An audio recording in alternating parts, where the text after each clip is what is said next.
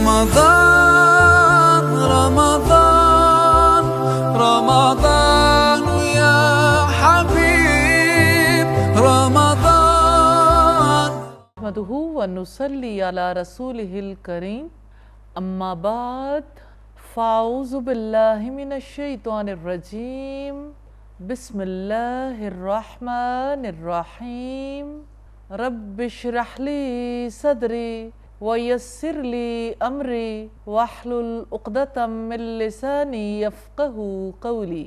نبی صلی اللہ علیہ وسلم نے فرمایا، جس نے قرآن پڑھا، سیکھا اور اس پر عمل کیا، قیامت کے دن اس کے والدین کو نور کا ایسا تاج پہنایا جائے گا جس کی روشنی سورج کی روشنی کی طرح ہوگی، اور اس کے والدین کو 2 ایسے ریشمی حلے پہنائے جائیں گے جس کی قیمت پوری دنیا سے بھی زیادہ ہوگی۔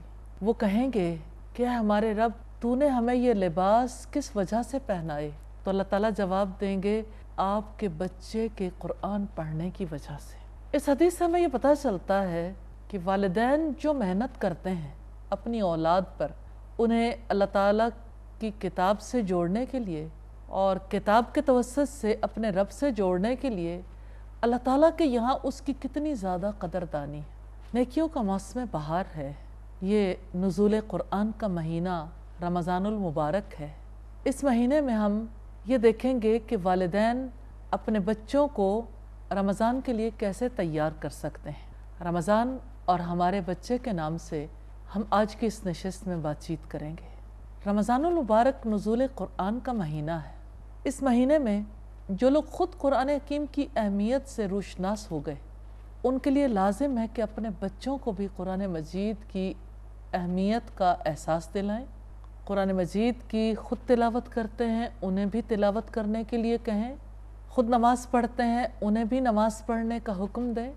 نبی صلی اللہ علیہ وسلم نے تو ارشاد فرمایا تھا کہ جب آپ کے بچے 7 برس کے ہو جائیں تو انہیں نماز پڑھنے کا حکم دو، جب وہ 10 برس کے ہو جائیں پھر نماز نہ پڑھیں تو انہیں مارو۔ یعنی اللہ تعالیٰ کا اطاعت گزار بنانے کے لیے، اللہ تعالیٰ سے تعلق جوڑنے کے لیے والدین کی کوشش اس حد تک ہونی چاہیے۔ والدین ذمہ دار ہیں۔ الرجل راعٍ علی اہل بیتہ، آدمی اپنے گھر والوں کا نگہبان ہے، ان کا نگران ہے، اور اس سے ان کے بارے میں سوال کیا جائے گا۔ اللہ تعالیٰ کے یہاں یہ معاملہ جواب دہی کا ہے۔ اولاد کے حقوق میں سے ہے کہ اولاد کو بھی اسی راستے پر چلائیں جس راستے پہ خود چل رہے ہیں۔ اس لحاظ سے رمضان میں کرنے والے کام اپنی اولاد کو بھی سکھانے کی ضرورت ہے۔ جیسے رمضان میں کرنے والے کاموں میں روزہ انتہائی اہمیت کا حامل کام ہے، تو بچوں کو روزہ رکھنے کی ترغیب دلانی چاہیے۔ بہت لوگ سوال کرتے ہیں کہ کس عمر سے بچوں کو روزے رکھوانے چاہیے؟ روزہ رکھنے کی عمر یوں تو بلوغت کے ساتھ ہے، لیکن نبی صلی اللہ علیہ وسلم کی حدیث جو نماز کے بارے میں اس سے پتہ چلتا ہے کہ 7 برس کی عمر ہے جہاں سے بچوں کو نماز کے لیے حکم دینا ہے، تو 7 برس کی عمر سے بچوں کو روزے رکھوانے چاہیے۔ لیکن ظاہر ہے کہ اتنی چھوٹی عمر میں، اتنے سخت گرمی کے دنوں میں سارے روزے رکھنے ممکن نہ ہوں، تو بہرحال روزے کی عادت تو ڈالنی چاہیے۔ یہ والدین کی ذمہ داریوں میں سے۔ اگر ماں کے دل میں محبت ہے اپنے بچے کے لیے، وہ سمجھتی ہے کہ بچہ چھوٹا ہے، تو اللہ 70 ماؤں سے بڑھ کر محبت کرنے والا ہے۔ اللہ تعالیٰ خوب جانتے ہیں کہ بچے کے لیے اور بڑے کے لیے کیا چیز زیادہ بھلائی والی، کیا چیز زیادہ خیر و برکت والی، اس کی جسمانی روحانی صحت کے لیے کیا چیز زیادہ مفید ہے۔ صحابہ کرام اپنے بچوں کو روزہ رکھواتے تھے، پھر مسجد نبوی میں لے جاتے تھے، پھر مسجد نبوی کے صحن میں انہیں کھلاتے رہتے تھے تاکہ وہ بھول جائیں کہ انہیں بھوک لگی ہے یا پیاس لگی ہے۔ اپنے ساتھ انہیں کھلانے کے لیے اون کے گولے بنا کر لے جاتے تھے۔ تو بچوں پہ محنت کرنی پڑتی ہے۔ بچوں کو اپنا بنانا آسان کام ہے، بچوں کو رب کو بنانا، رب کے ساتھ ان کا تعلق جوڑنا مشقت والا کام ہے، اجر بھی اسی پر ہے۔ جیسے انہیں نماز سکھانی ضروری ہے، نماز کا خشوع و خضوع سکھانا ضروری ہے، ایسے ہی روزہ رکھوانا بھی ضروری ہے۔ پھر روزے کی اہمیت کا احساس دلائیں، اس کے اجر و ثواب کا۔ جو بچے ابھی روزے نہیں رکھتے انہیں بھی سحری کے وقت جگائیں۔ بہت چھوٹے بچوں کے ساتھ تو یہ معاملہ نہیں کیا جا سکتا، لیکن جب روزہ رکھنے کی عمر آئے تو گھر میں وہی ٹائم مینجمنٹ چلائیں، سحر اور افطار۔ سحری کے وقت بچے ضرور اٹھیں، دن میں بچے کچھ کھا پی سکتے ہیں، چھوٹے بچے کھا پی سکتے ہیں، لیکن افطار کے وقت انہیں بھی بڑے اہتمام سے بٹھائیں تاکہ انہیں پتہ چلے کہ رمضان آ گیا اور رمضان کے روزے رکھنے، اور روزہ رکھنے کے یہ اوقات ہیں اور افطار کرنے کے یہ اوقات ہیں، سحری کیسے کی جاتی ہے، افطاری کیسے کی جاتی ہے، ان کو یہ سب باتیں سکھانی ضروری ہیں۔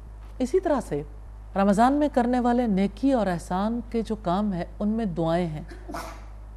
اپنے بچوں سے دعائیں کروانی چاہیے، انہیں دعائیں سکھانی چاہیے، عام معمول کی بھی دعائیں، لیکن خاص دعائیں بھی، اللہ تعالیٰ سے ہدایت کی دعا بھی مانگنی چاہیے، دنیا و آخرت کی بھلائیاں طلب کرنی چاہیے۔ اسی طرح سے جیسے خود ذکر کرتے ہیں، اپنے بچوں کو بھی ذکر سکھانا چاہیے، انہیں انگلیوں پر ذکر کرنا سکھانا چاہیے، اور یہ پورے گواہی دیں گی۔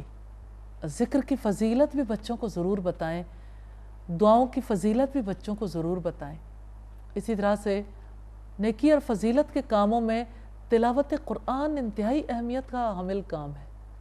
جو بچے قرآن نہیں پڑھے ہوئے انہیں بھی تلاوت سنوائیں۔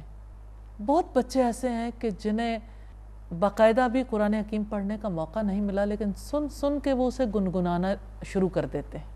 بچے تو جو سنیں گے وہی بولیں گے، بچوں کی دلچسپیاں بھی اسی جانب ہو جائیں گی۔ تو بچے کتنے خوش نصیب ہیں جن کی دلچسپی قرآن ہو جائے۔ کمی ہم میں ہے، ہمیں اپنی کمیوں کو دور کرنا ہے، ہماری نسلوں کی کمیاں بھی دور ہو جائیں گی انشاءاللہ۔ اسی طرح سے والد مسجد جاتے ہیں تو لڑکوں کو ان کے ساتھ مسجد بھیجیے۔ اسی طرح بچیاں ماں کے ساتھ نیکی کے کاموں میں مصروف ہو سکتی ہیں، سحری میں بھی، افطاری میں بھی۔ صرف سحری اور افطاری لگانے کے لیے نہیں، سحری اور افطاری کے اوقات میں دعاؤں کے لیے بھی، اور سحری کی برکت کا تذکرہ کرنے کے لیے بھی، تلاوت کے لیے بھی، اور افطار کی دعاؤں کے لیے بھی سارے گھر والے بھی شامل ہوں۔ خاص طور پر مائیں بچیوں کی طرف بھی توجہ دیں، اپنے ساتھ انہیں نمازیں پڑھوائیں، اور اسی طرح سے جیسے قیام اللیل کے لیے، تراویح کے لیے نکلتے ہیں مساجد جانے کے لیے، مرد بھی خواتین بھی، تو بچوں کو ساتھ لے کر جائیں۔ بچے بھی اللہ کے آگے جھکنا سیکھیں، بچوں کو وہ ماحول ملے گا تو ان کا جی مسجد میں لگے گا۔ ہماری مسجدیں ویران کیوں ہو گئیں؟ جیسے اقبال نے کہا تھا، مسجدیں مرثیہ خواں ہیں کہ نمازی نہ رہے، اس لیے کہ ماؤں نے، اس لیے کہ باپوں نے مسجد کا راستہ نہیں دکھایا۔ جو باپ خود جاتے ہیں بچوں کو ساتھ لے کر نہیں جاتے۔ اسی طرح سے صدقہ و خیرات کرنے کے لیے بچوں کو آمادہ کریں۔ گھر میں صدقہ باکسز بنائے جا سکتے ہیں جس میں بچے اپنا صدقہ ڈال سکتے ہیں، اور بچوں کو صدقے کی ترغیب دلائیں گے، اور انہیں خاص طور پر اس کے مصارف سمجھائیں گے، افطار کروانے کے لیے بھی، راشن دینے کے لیے بھی، کسی کو لباس پہنانے کے لیے بھی، دین کی ترویج و اشاعت کے کام کرنے کے لیے بھی، کسی مسجد یا کسی دینی ادارے کی تعمیر کے لیے بھی، پھر اسی طرح سے دیگر نیکی کے کاموں کے لیے جیسے اللہ کے دین کی ترویج و اشاعت کے کاموں میں بھی۔ جب آپ خود مال لگائیں تو اپنے بچوں کے ہاتھوں سے بھی لگوائیں، بچوں کو خرچ کرنا سکھائیں، بچوں کو کسی کی مشقت مصیبت کا احساس بھی دلائیں۔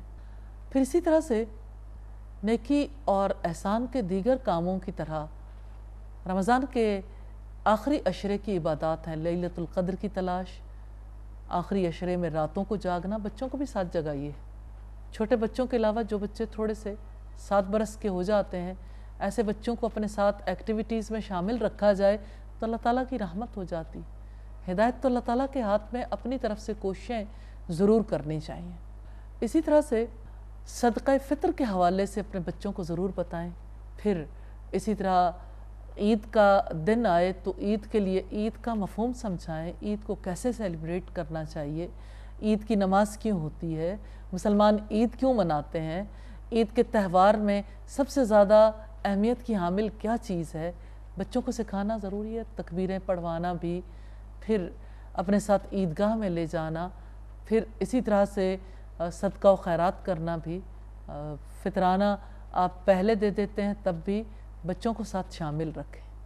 اسی طرح نیکی کی مجالس میں شرکت کرنا، تو یہ سارے نیکی اور احسان کے کام ہیں جو بچوں سے بھی کروانے چاہیے تاکہ بچوں کے اندر بھی ایک تبدیلی آئے۔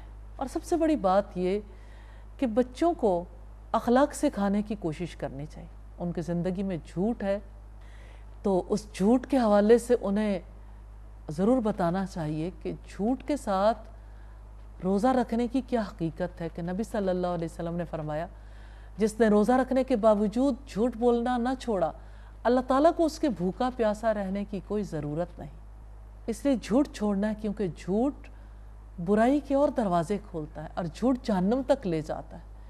اسی طرح سے بچے بدگمان ہوتے ہیں تو ان کے اندر سے بدگمانی دور کرنے کے لیے کوشش کرنی ہے، بچوں کو امانت سکھانی ہے، حیا سکھانی ہے، ان کو ستر پوشی سکھانی ہے، ان کو بڑوں کے حقوق ادا کرنے سکھانے ہیں۔ اخلاقیات کو بہتر بنانے کے ساتھ حقوق و فرائض سکھانے بھی بہت ضروری ہیں۔ بڑوں کا خیال کس طرح رکھنا ہے، ہمسایوں کا خیال کس طرح سے رکھنا ہے، رشتہ داروں کا خیال کیسے رکھنا ہے۔ جب افطاری کے موقع پر دوسروں کو افطاری کروائیں تو بچوں کو ساتھ شامل رکھنا چاہیے۔ جب ہمسایوں کو کچھ بھجوائیں تو بچوں کے ہاتھوں سے بھجوانا چاہیے۔ اسی طرح سے سحری کے اوقات میں موقع ملے تو ایسے افراد جو سحری خود نہیں کر سکتے اور آپ کے قریب کچھ ایسے افراد ہیں تو ان تک سحری پہنچانی چاہیے۔ اسی طرح سے بچوں کو ہر نیکی کے کام میں ساتھ شامل رکھیں گے تو اس کی وجہ سے زیادہ بچوں کا دل اسلام کے ساتھ لگنے لگے گا۔ پھر کچھ چیزیں ہیں جن سے بچوں کو واقف کروانا بہت ضروری ہے، جیسے لہو و لعب کے کام کون سے ہیں، لغو چیزیں کون سی ہیں، مصروفیات کو بدلنا، معمولات کو بدلنا بہت ضروری ہے۔ جیسے موبائل پہ جو بچے بزی رہتے ہیں، بڑے بزی رہتے ہیں، یا نیٹ پہ زیادہ مصروف ہوتے ہیں، یا اسی طرح سے کارٹون دیکھنے میں بچے بزی رہتے ہیں، تو انہیں بتانا ہے کہ ان مصروفیات کو چھوڑنا کس قدر ضروری ہے، زبان کی حفاظت کتنی زیادہ ضروری ہے۔ اسی طرح سے بچوں کو یہ سکھانا بھی ضروری ہے کہ لغو کاموں سے کیسے گریز کرنا ہے۔ یہ ساری چیزیں ایسی ہیں جن کے بارے میں ماں باپ کا اپنا ذہن جتنا کلیئر ہوگا اتنا ہی زیادہ بچوں کو تلقین کر سکیں گے۔ لیکن آپ یہ دیکھ لیں کہ بچے آپ کے پاس آپ کے رب کی امانت ہے اور رب نے اس امانت کے بارے میں ضرور حساب کتاب لینا۔ تو بچوں کی ایسی تربیت کرنی ہے کہ انہیں اپنے رب کا تعلق ملے، انہیں رسول کی رہنمائی کا شعور ملے، انہیں یہ پتہ چلے کہ میں نے یہ رویے اپنانے ہیں تو ان کے نتیجے میں جنت جا سکتے ہیں، اور یہ رویے اپنائے تو ان کے نتیجے میں جہنم جا سکتے ہیں۔ اسی طرح سے بچوں کو آداب سکھانے ہیں، سونے جاگنے کے، کھانے پینے کے آداب، پھر اسی طرح سے مجلس کے آداب، پھر اسی طرح سے راستہ چلنے کے آداب، پھر اسی طرح سے مہمان نوازی کے آداب، میزبانی کے آداب۔ رمضان میں ان ساری چیزوں کا خوب موقع ملے گا۔ پھر اسی طرح سے رسپانس کرنا، جب آپ ذکر سکھائیں گے تو یہ اذکار سب سے زیادہ ضروری ہیں۔ کس موقع پہ الحمدللہ کہنا، آپ سکھائیے الحمدللہ ہی تملأ المیزان، چھوٹی چھوٹی نیکیاں الحمدللہ کہنا میزان کو بھر دیتا۔ سبحان اللہ، انشاءاللہ، ماشاءاللہ، انا للہ، حسبی اللہ، یہ اللہ کی یاد ہے، اللہ تعالیٰ کا تعلق ہے، اللہ تعالیٰ کے ساتھ دل کا جوڑنا ہے۔ جس کو اپنی اولاد سے محبت ہے اسے چاہیے کہ وہ اپنی اولاد کو اللہ کی محبت سکھائے۔ اگر خود نہیں سکھا سکتا تو ایسے فورمز، ایسی جگہ موجود ہیں جہاں اللہ تعالیٰ کی محبت سکھائی جاتی ہے، جگہ تلاش کریں۔ دیکھیں رمضان میں کتنی جگہ ہیں جہاں بچوں کی ایکٹیویٹیز آپ کے ارد گرد ہو رہی ہیں، اپنے بچوں